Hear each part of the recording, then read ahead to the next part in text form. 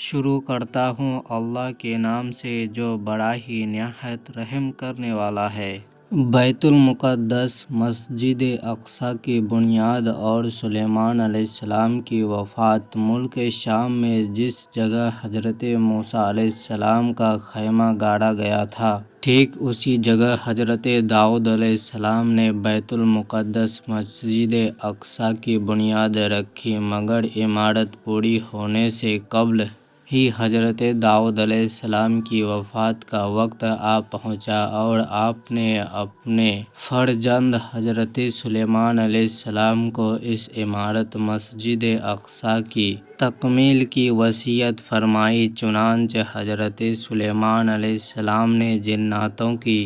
ایک جماعت کو اس کام پر لگایا اور عمارت مسجد اقصی کی تعمیر ہوتی رہی، یہاں تک کہ آپ کی وفات کا وقت بھی قریب آ گیا اور عمارت مکمل نہ ہو سکی تو آپ نے یہ دعا مانگی کہ الہی میری موت جناتوں کی جماعت پر ظاہر نہ ہونے پائے تاکہ وہ برابر عمارت مسجد اقصی کی تکمیل میں مصروف عمل رہے اور ان سبھی کو جو علم غیب کا وعدہ ہے وہ بھی باطل ٹھہر جائے۔ یہ دعا مانگ کر آپ محراب میں داخل ہو گئے اور اپنی عادت کے مطابق اپنی لاٹھی ٹیک کر عبادت میں کھڑے ہو گئے اور اسی حالت میں آپ کی وفات ہو گئی، مگر جنات مزدور یہ سمجھ کر کہ آپ زندہ کھڑے ہوئے ہیں، برابر کام میں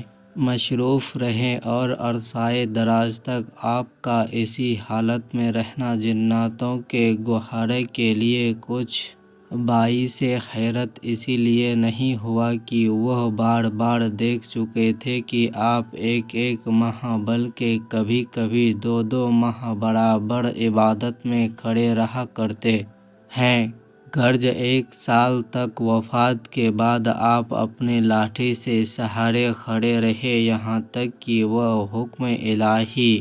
دیمکوں نے آپ کے عصا کو کھا لیا اور عصا کے گر جانے سے آپ کا جسم مبارک زمین پر آ گیا۔ اس وقت جناتوں کی جماعت اور تمام انسانوں کو پتہ چلا کہ آپ کی وفات ہو گئی ہے۔ قرآن مجید میں اللہ تعالیٰ نے اس واقعے کو ان لفظوں میں بیان فرمایا ہے کہ